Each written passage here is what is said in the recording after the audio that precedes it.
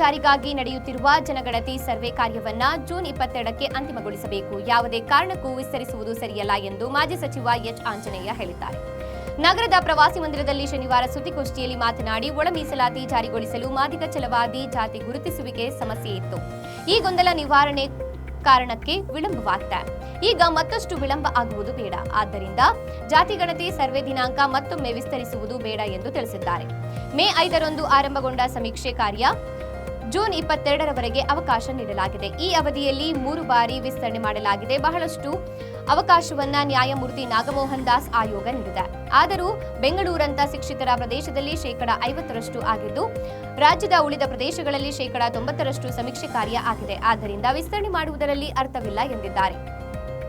ಜಿಲ್ಲಾ ಪಂಚಾಯಿತಿ ಮಾಜಿ ಸದಸ್ಯರಾದ ಬಿಪಿ ಪ್ರಕಾಶಮೂರ್ತಿ, ನರಸಿಂಹರಾಜು, ಮುಖಂಡರಾದ ಹನುಮಂತಪ್ಪ, ಮಂಜುನಾಥ್ ಇತರರು ಉಪಸ್ಥಿತರಿದ್ದರು.